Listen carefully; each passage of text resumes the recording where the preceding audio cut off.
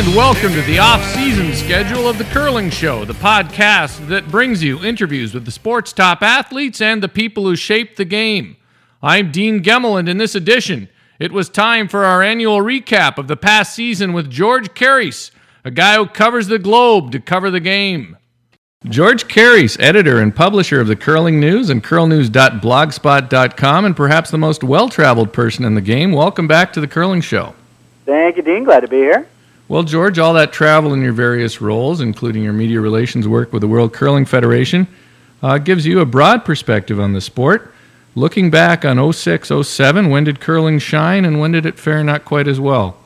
Well, I think it shone really brightly, obviously, in Edmonton with a record-setting attendance event at Rexall Place and a really dominating performance by Team Glenn Howard. Also in Japan at the Women's Worlds, and pretty far removed from what Canadian and North American curling fans are used to with all the TV, etc. And unfortunately, a little bit of a downer leading up to the event with some members of the media saying that it was just going to be a complete disaster. But as Kelly Scott and anybody who is in Japan will tell you, we had really great crowds, fantastic organization, perfect ice conditions, and that event in Japan was the single biggest televised event in curling history. We had upwards of 4 curling networks there and just hundreds of hours of TV going to 4 different points across the globe and millions of TV viewers. So just fantastic in terms of what we were looking for from the World Curling Federation perspective. When you say the biggest broadcast ever, you're meaning into more countries? Yep, more countries, number of networks for sure, and probably total hours, although I'd have to look into that one. All right, I hate to be negative, but when did the sport not do quite as well? Well, I don't think it did too well when everyone was talking about bureaucratic problems, particularly with the Canadian Curling Association. Now, some of that might be coming onto them with fairness, but the reality is they're just trying to do their job as best they can, and it's pretty tough when you've got a president who rotates out every year and doesn't sit, atop the board structure and overseeing the sport for any period of time. And maybe, just maybe, as they're looking to replace Dave Parks and get a new CEO, they'll look at changing their overall governance structure and give, the board a chance, especially the president, to wield power for a little more time. So that would be something you think to do. What do you think about the wisdom of such a long pre-retirement for Dave Parks? And who do you think who do you think, not a person in particular, but what kind of person do you think the CCA should be looking for? Well, I'm the kind of guy who wouldn't be too shocked if they brought in someone from outside the sport who has worked with amateur sport in the past, just not curling. But I do talk to a lot of people in the sport, and they fear that, and they really think they have to have a curler because curlers really do believe that they are different, and I'll echo some of those sentiments. We're not professional. At the high performance level, we're not strictly amateur either. We're somewhere in between. It's a real gray area. If you look at someone who has that whole package, and her name has been bandied about for a few months now, Ann Merklinger, the Director General of Canoe and Kayak, seems to fit the bill for obvious reasons. She's a high-performance curler. She knows our sport, but she also has vast experience in the amateur sport realm, which has good repercussions with the Canadian Olympic Committee as well. But I don't know. They just put out an RFP for an official search firm. They're going to get a fairly, I'm assuming it'll be a high-priced consultant to execute the search for them in the months ahead, and that RFP is due on May 10th. So with the company in hand, I hope that they'll instruct that company to look far and beyond the world of curling and just see who in a business realm they can grab interest from as well. In Sweet Magazine, and you mentioned it on your blog, curlnews.blogspot.com, there were rumors of financial woes for the CCA. Do you think those are rumors, or is there much factual basis to them? No, I definitely think there's some factual basis to them. There were some issues with past expired TV contracts or agreements that have resulted in some less than expected revenues. They took a bit of a hit, although I don't know how big a hit, to be honest with you, based on projections at the Hamilton Brier this year. It's difficult. It's tricky for them. There's definitely some money issues, and I talked to someone like Danny Lammer of the Canadian Curling Association, and I remember discussions he and I had years and years ago when he was in fact starting with CCA, and he really wanted to get the overall model of dues, and what curling clubs and sheets of ice pay into both their regional association and the national body. And he wanted to completely upset the apple cart and change it, but he kept getting voted down. And the reality is, at the grassroots system in Canada, some of these provincial curling associations don't even know for sure how many members they have, because it's in the club's best interest in some cases to underreport those numbers, because of course they will owe more money from the fees they collect to the regional body and thus the national association. If you think about that, that reflects on systematic problems at the grassroots level from the very beginning. And to see them recently try and push through a rather large increase, it just reminds me of something that maybe they should have tried to do. Well, I know they tried to do it years ago, but nobody would budge. Curlers, once again, being quite obstinate, don't like change. Curlers being obstinate and a bit thrifty. Very much so. Hey, so shifting gears back to the international game, you think the event in Japan went very well. When you look at the game internationally, you cover a lot of international curling in the Curling News. That seems to be part of your mission there. But when you look at the international game, what areas, what countries do you think have the best potential for growth? Well, I would say Asia is extremely important to the Federation because the growth there is quite strong. It's an interesting situation there. Countries like China, Chinese Taipei, Japan, Korea, they are really pushing high performance and to create or craft an elite series of athletes, whereas Japan is also interested in building curling clubs, which is what we obviously want, and to expand the grassroots of the sport. A country like mainland China is not interested in that, and we have to convince them that you can't just build from the top, not even build from the top down. You can't just stick with high-performance teams representing China and think that, you're now a strong curling nation. The truth is, if you don't have any infrastructure, then the sport's not going to grow, and the base is going to be pretty loose. So where do you think that overall, discussion Asia is extremely important. I would have to say that I was very impressed with the Czech Republic this year, and some of the other nations in that area, kind of close to the Baltic states, have a lot of potential. I mean, you look at the Czech Republic at the European Championships, the men lost the challenge to Johnny Fredriksson of Denmark to go to Edmonton by the skin of their teeth, so they did great. And, of course, the women did qualify and beat Annette Norberg and earned, I think, an Olympic point for their country, the first ever. Where do you think the curling discussion with China will come, right after the environmental discussion or just before? It might not. Well, it's certainly going to happen after Beijing, but I don't really know how to go about that politically. China is an extremely interesting situation because, they have issues with Chinese Taipei, which we refer to at the World Curling Federation in that name. We don't call them Taiwan. And as a result, we don't talk about the nations that are members of our association. We talk about member associations because China doesn't like it when Chinese Taipei is referred to as their own independent nation. So these are questions for the president, sir, not I. Not for you. You're just going to execute, are you? That's right. Hey, let's talk about some of the changes among the top teams on tour this year. It used to be the skip picked up a lot of blame for problems. Now it seems like the leads are getting the hook. Yes. As a former lead, what do you make of that? I think it's a travesty, and they're shifting blame, and it must be stopped. Are you looking to come back now? There's a few openings out there. No, absolutely not. Nice of you to say that, but too busy traveling and working for the betterment of the sport for sure. I'm not sure what's going on, Dean. I'll be totally honest with you. I think it's just one of those things. I don't think leads are being targeted in any way, shape, or form. It just happens to be that there's some movement at that position more so than skips and thirds. And admit it, look back to our conversations a year ago and what happened just over that summer, like a couple of months after our last talk. And that's where you saw a lot of skips and thirds making moves and adjusting their whole teams and themselves as well. How many there is this thing with three players being able to carry a team's points. A team could continually shuffle the lead, could they not? I guess so. And if you're looking at the CTRS points, that does have ramifications for obviously the Grand Slams and the whole partnership with the Asham World Curling Tour, because I think everyone has adopted the CTRS model now, much to, as we're all aware, the chagrin of some people who think international teams should have been a part of the Players' Championship. Yeah, I mean, that was, what are your thoughts on that? I mean, I think it was, that's to me is one of those situations where you're trying to grow the tour and you're looking for those trial spots, but at the same time, it was a bit of a letdown not to have international teams.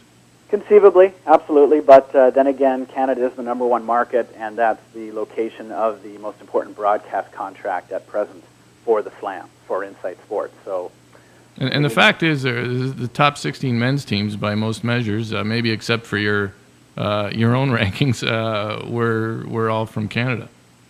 True.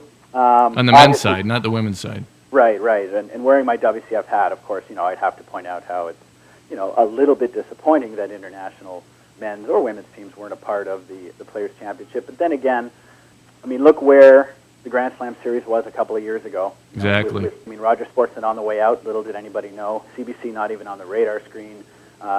Really self-owned. Corporate partner backing them. Yeah, and hemorrhaging money, probably. Well, they had to do what they had to do, and they did a great job. I mean, not only getting Insight Sports interested in buying them, and or at least the marketing rights, and of course getting a top tier 1 broadcaster in CBC. Yeah, no, I think some people criticize the World Curling Tour, the ASHM World Curling Tour, regularly. May not realize just how close it was last year to not existing anymore. Yeah, and a lot of that is for insiders in the sport, but the reality is, has the product changed too much on the ice? I mean, not really. It's still fantastic curling, great ice conditions, great teams. Once in a while, a team breaks through, like Kevin Cooey this year, and has a fantastic year and makes it on TV, which is what you want. You don't always want the same names all the time. And really, for the average Joe fan watching on TV, it was just a different broadcaster with different broadcast talent. What are your thoughts on the 8N games? Interesting to see this come back, 9 years later. Yeah. I, like many people, was quite vehement against the change 9 years ago, and breathed a sigh of relief when the WCF membership voted no in terms of making a change to 8. But like many people as well, I'm sensitive to how the game has changed just in those 9 years, what with ice conditions and practice time, and the fact that there's still a couple of ends in a game, particularly early, sometimes in the middle ends that get burned, where people are just throwing hits to kill the clock, whether it's just to feel out the ice conditions or it's intentional. So I, like some of my buddies, like Jerry Gertz of Curling Zone, I am on the fence. I have announced I'm on the fence, and I make no commitment either way of what I think between 8 and 10. It really does fit a nicer TV package, doesn't it? And so much of our sport is based around television. And I just finished telling you how important TV is to the World Curling Federation as well. Yeah, I mean, the only I'm sort of on the fence as well, to be honest. I've gone back and forth. I thought the first Grand Slam final with Glenn Howard and Randy Ferbey was great at 8 ends. Maybe a couple of the others were lacking at 8 ends, but when you really look at it, it's like, well, maybe 2 ends would have been interesting, but I don't think it would have made a huge difference in the end who won. And we saw Jennifer Jones come back against Kelly Scott in 8 ends from a big deficit. Very good points. And think back to that first slam, the Masters in Waterloo. What if Glenn Howard doesn't make those 2 fantastic shots in the very first end when Team Ferbey had him wired?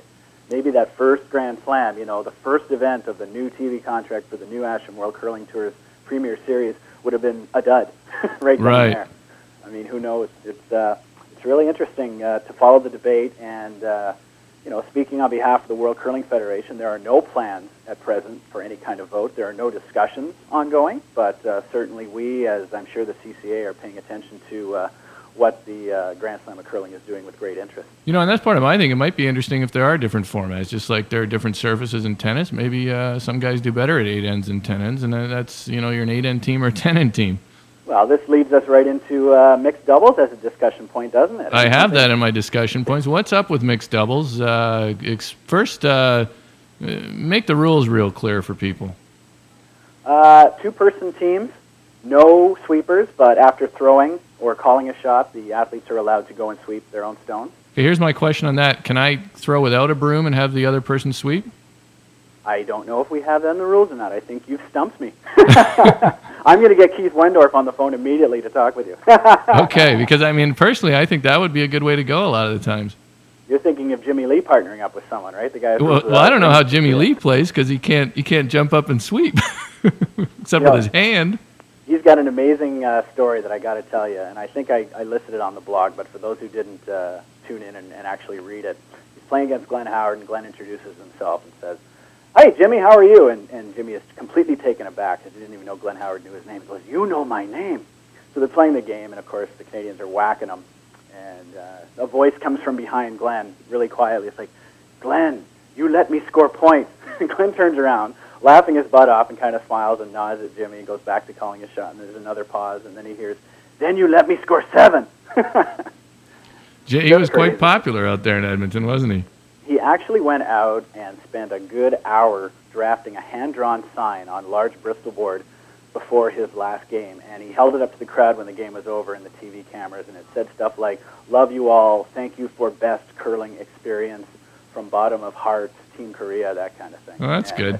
Sure, he's a bit of a hot dog, as he knows how to play to the crowd, and he put a little extra gel in his hair to spike it up midweek when you realize how popular he was. But I do think it's genuine at the same time. All right, quick though, the mixed doubles. We got 2 players. We can't sweep, but we don't know if you can throw without a broom yet. But right, there's 2 plates or stones. There's a guard and there's a rock just behind the button. And who the team? Who places those? I think it's the team. I don't even know. It's the team that didn't. It's the team that didn't score in the previous end, right? Because you can either place the stones or you can choose last rock. I think, right? That's correct, and that choice can happen end by end, regardless of score, right? Right. But if I think the team that has a choice is the team that didn't score. So in a traditional game, they'd have hammer, but they can choose either to put 2 rocks in play, both their own, I guess, right?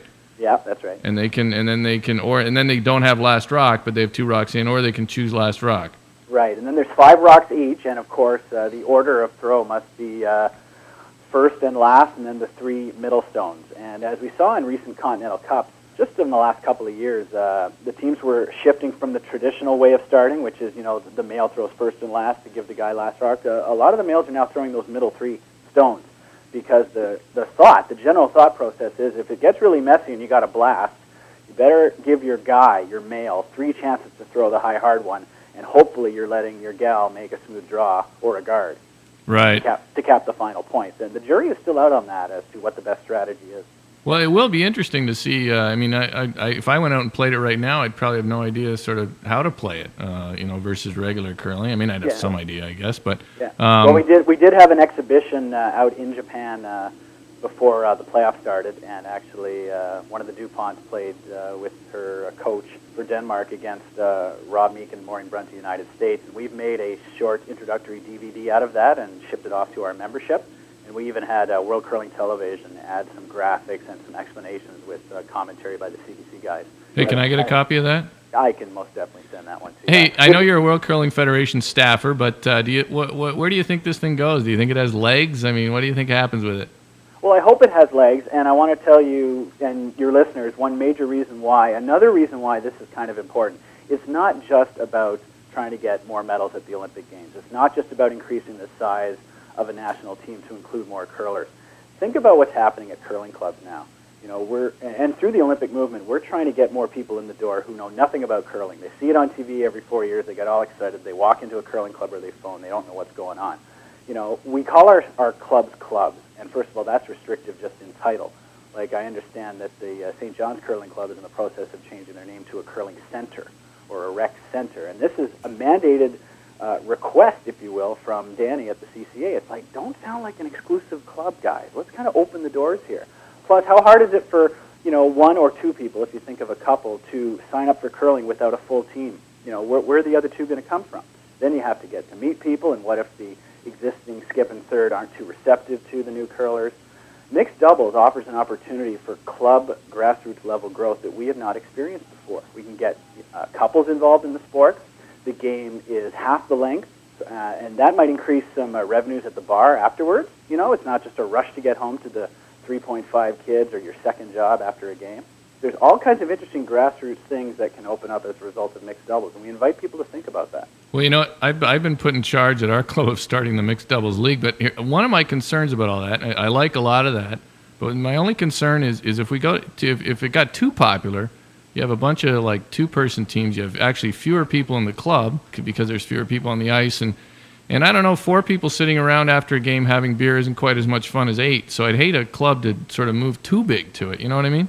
Yeah, I hear what you're saying there, and in respect to your latter point, we should make sure that sheets B and C have to sit together for mixed doubles, and you don't just have one table behind each sheet, like you smash them all together, you know what I mean? That's a good idea. I mean, our club is 2 sheets, so there's some concern about, having a sheet with only 4 people on it versus 8. Right, I hear you. Which is a legitimate concern that I hadn't thought about, to be honest, but I do think a variation is interesting though. I mean, I'm proposing it in our club as a ladder format, so you fill in games when the ice isn't being used. The one thing I told my bosses at the WCF that I'm having trouble with about mixed doubles is that, if you think about it, maybe I mentioned this last year on your show, I don't know, but curling is the only sport in the world, and I think I've got this right, where the delivered object can be affected in flight or in delivery. Like, you think about a baseball pitcher, he can't do anything to the ball once he's thrown it. Once the batter's hit it, trying for a home run, he can't do anything with it. Golfer can't do anything to a golf ball after he struck it. only in curling do we have two guys armed with brushes who can attack that thrown object, in this case a rock, and try and deliberately affect the pass and the final result of said delivered object. If we take that away in mixed doubles, we're taking away an integral part of the sport of curling, although that, is something that is so subtle it might not be immediately realized by the millions or billions of people who watch Olympic curling every 4 years. Yeah, and maybe at the club level, the sweeping isn't as effective and it won't matter all that much anyways, but you're right. I mean, I think curling is a unique game with four people, and I'd hate to see... personally, I think mixed doubles will be a niche product, and it might be a good niche product in clubs that gets somebody to play a little more often. Yeah, it remains to be seen how the grassroots will deal with mixed doubles versus what we at the WCF are focusing on in terms of mixed doubles. Almost immediately, we want to get the best players we can, deck them out in national uniforms, and have a bona fide world championship and hopefully an Olympic competition. Maybe things do have to be modified at the grassroots level, in partnership with traditional curling to try and, maybe get people in the door through mixed curling and then, make sure they play a second night or even a third night with regular curling. Hey, speaking of that, it looks like Canada's going to pick their doubles teams, right, from the mixed winner? Yeah, I'm not sure about exactly how CC is going to handpick from the mixed events.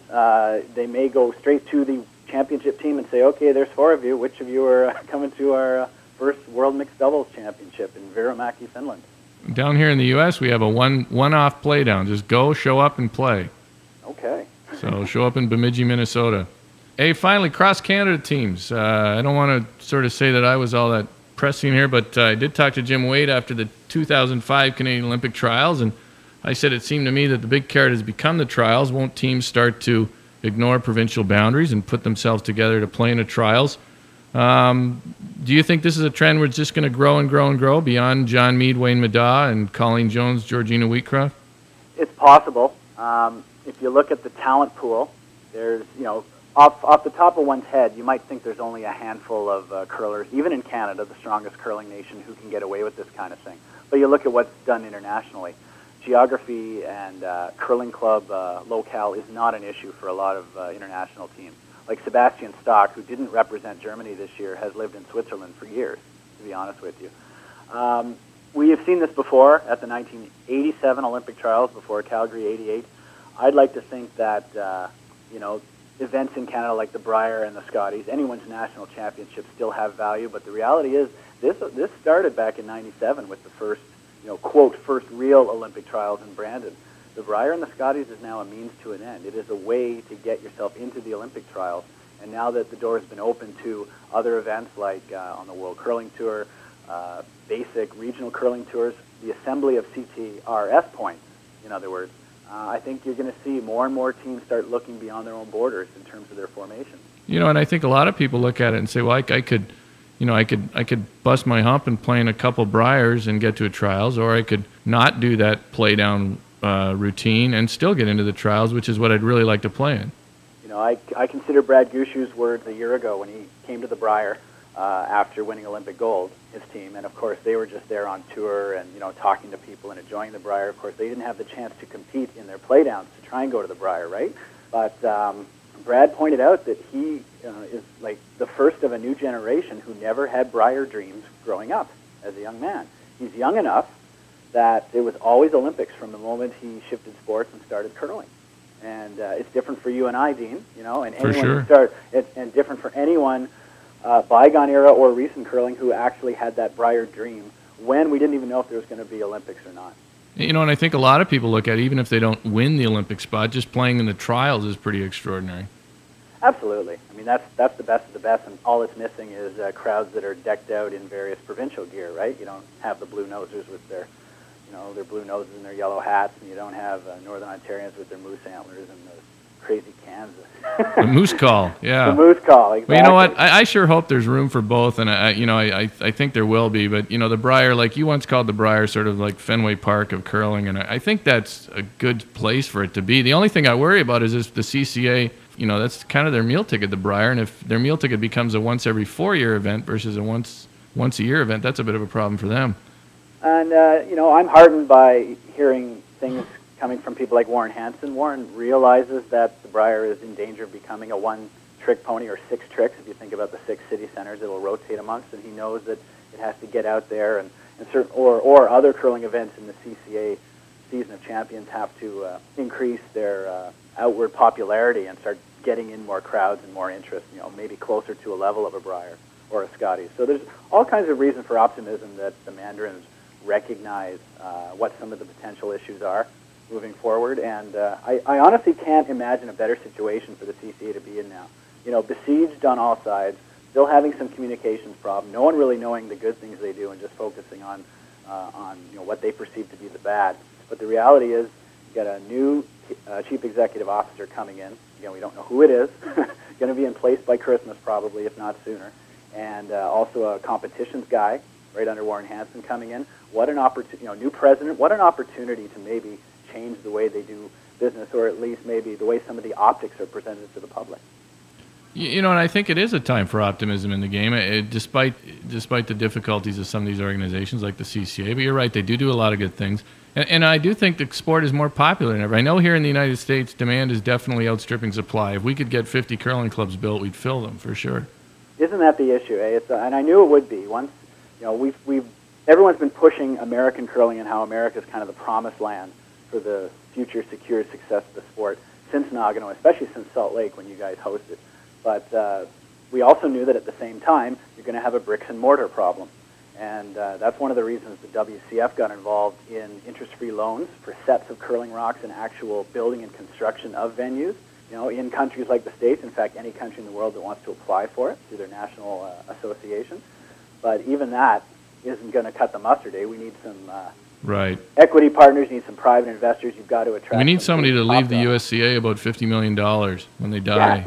Yeah, I might do it. Because to be honest, it's the great thing down here is there really is no baggage with the sport. It's not, nobody has this opinion, that's a sport my grandmother played or something. Is because Canada has that great heritage, and Kevin Martin mentioned this to me once. That Canada has the great heritage, but there's some baggage with it. There's no baggage here. There's just no knowledge, except that they think it looks cool.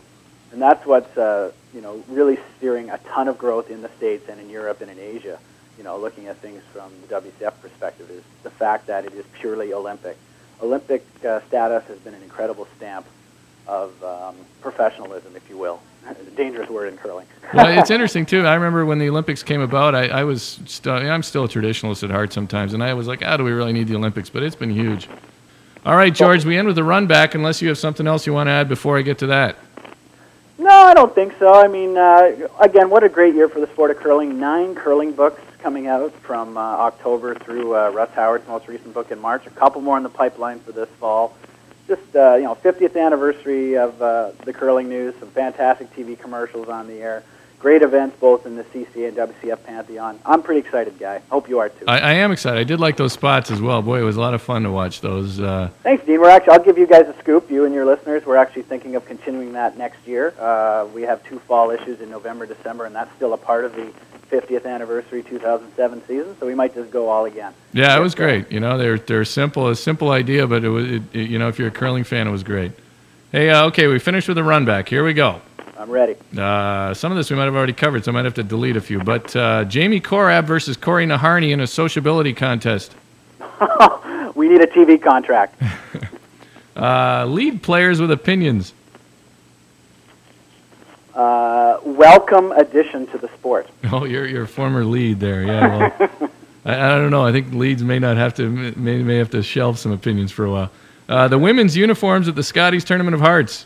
Getting better. They are improving, but I don't know what happened this year. The shirts didn't seem that great, but anyways, we'll improve. The wider WCF sheet. Fascinating concept. Yeah, I'm looking forward to seeing how that works. Regina's tenuous but relentless connection to Mardi Gras. It's all marketing, baby. I don't get it, man. But if I think Mardi Gras, Regina does not spring to mind. And now they've gone from Party Gras to Hardy Gras. I'm thinking whatever. But follow that up with event themes with the word rock in them. Oh, yeah. Please stop. Please stop. And hey, you're a music aficionado, so for that matter, curling's insistence on a cheesy theme song is the basis for all advertising. Danko Jones or nobody. Exactly. What is with this? It's the worst. If you're going to rock. We all hang out. But we instead have these. It seems like every ad campaign for a curling event requires a cheesy theme song and some dancing people, and it's ridiculous. Hey, Dean, new era, possibly new marketing people. There you go. Maybe CEO, this new CEO will take a look at that. Anything's possible. Yeah, I must say, at least the World Curling Tour stuff I saw was a little better. So hats off to them a little bit. The Rio Statics. God bless them, everyone. I just wish more Canadians knew about them, more people around the world. But, hey, there's a legacy of 10 CDs out there that anyone can explore, and obviously iTunes. 4 of the top 8 teams in your own TCN rankings being from Edmonton. Typical. How about none coming from Calgary? I know. I still remember the days when it really was Winnipeg, even delving beyond Vic Peters, guys like Mark Olson, even when Mike Riley was hanging around. Right. Smokes. I mean, what an amazing shift it's been from, Winnipeg being the perceived breadbasket of the sport to Edmonton. Edmonton is just so strong. And now I think Charlie Thomas is going to skip. Yeah, I mean, Charlie Thomas is in the mix. He might be a Calgary-based team, I guess, that might finally be on the map. That might be, other than leaving Alberta, that's probably the best place for him right now. Yeah, Alberta's amazing right now. I mean, you throw in guys that we didn't even see much of this year, like Kurt Balderston, and I mean, there's so many good curlers. But anyway. That's right. The steady loss of curling sheets in Toronto. Disappointing. That's probably the most understated weak word I could use to describe the situation. Avonlea has their big party tomorrow night, actually, 1 year later, to mourn the loss and talk about old times. But there's also some grassroots executions underway with the Toronto Curling Association, the OCA, and some independents in Toronto to try and rectify that. My only thought with it is the sport would probably be just, there may have been too many, and if we had fewer clubs in Toronto that were all stronger, it would probably be better, but it doesn't seem to be exactly what's happening. No, and Avonlea being so big, like maybe the city could handle the loss of another 6-sheeter. I don't like to say that, and I don't think it's true, but the fact that 16 sheets and the fact that it was a huge central rental location for so many industrial leagues and rentals. And for so many years, it was just a place that everybody in Ontario ended up playing at some time. I know, and I tell you, I saw it this year myself. The other curling clubs in Toronto are struggling to keep up with demand. They are just packed to the rafters. So Avonlea closing, I think, was a rude awakening for some people in Toronto who really love the sport and realize that we got to start building again in the city. Well, maybe those people trying to get another one built will make that happen. One of them's my cousin's wife, so I support it. So there you go, cousin's wife. Russ Howard, color commentator. Not surprising. Not surprising at all. I mean, it was people like Russ Howard and John Kawaja and Ann Merklinger going up against the two eventual winners of the sweepstakes to be CBC commentators about 8 years ago. And I'm talking about Joni McCusker and Mike Harris. So Russ, and Russ has guessed it as well. Sharp-eyed or eared TV viewers of the sport will notice that he steps in for a few ends here and there once he gets eliminated from events like at Olympic trials and other Briars. And he does a darn good job. Yeah, I think he would be good. Finally, the heart-to-heart in Sudbury. Well, that was a bit of a shocking party. I mean, 25 years for the first charity celebrity spiel, the first guys to ever introduce the concept. I'm talking about Rick Lang all those years ago in Thunder Bay. By the time last year's event came to an end, the committee was tired. Thunder Bay isn't doing so great these days. It's a very small market. They moved to another small market in Sudbury, and all of a sudden it's exploded again in interest. And it's great to see the original still doing well, given that there's so many other great celebrity charity spiels that have taken the cue from Thunder Bay and have been doing an amazing job the last few years. Well, yeah, it seems, curling has a great party to raise some money for charity. It seems like a wild time up there. It sounded good. Yeah, and it's tough to get all the skips to commit to events, during the silly season now, what they're calling it, latter part of April. But, man, the charities are loving it because they're just making all kinds of money, and I think your average Joe curling fan is a big fan of the format as well. All right, George, that's it. Thanks for your time. I do give all the teams a chance to mention any of their sponsors, so I don't know if there's anybody you want to mention with your various efforts and business efforts in the sport. Technically not really, but I mean, obviously, I'm obviously indebted to supporters of the Curling News. The advertising and the subscriptions, the revenue that comes in, and all the interested people and the eyeballs. On the corporate side, grab any issue of the Curling News, you'll just see it's packed with ads, and more are coming in the door every day. I'm going to have to publish more papers and lose my shirt again. From the WCF perspective, I'll once again give you and your listeners a scoop, Dean. Le Gruyere, the European cheese manufacturer, has come on board, has renewed their sponsorship of the WCF, title of the European Championships. Not sure how many years the extension has been signed for, but obviously with my WCF hat on, we're very proud to have the sponsor back on board with us. Quick before we go, I didn't cover this. Is there going to be a calendar next year? I'm not sure, actually. I'm going to have to get on the blower to Andorra and check that scene out. Such a strange connection. Andorra, curling, calendar, odd. But anyways, George, good luck with everything, all the ongoing efforts you have, and appreciate the Curling News. I enjoy that publication, and I really like the blog as well, curlnews.blogspot.com. Well, hey, congratulations to another fantastic year for the curlingshow.com, Dean. I think you're getting more and more praise, and you're just as much a staple as my publication is in the world of curling now. People are going to our two websites, lickety-split, as soon as there's some new content. Congratulations. All right, thanks, George. Take care. That's George Karrys on The Curling Show. Unfortunately, I think I may have made things on mixed doubles even less clear when I asked the confusing question, can you throw without a broom? I meant to find out if someone had to be standing in the house when a player delivers a stone, not whether you can throw the rock without a broom in your hand, Jimmy Lee style. Indeed, it does seem as though your playing partner must be in the rings when you deliver a rock. I think. Anyways, thanks for listening. Here's some springtime black pudding. Feel the power!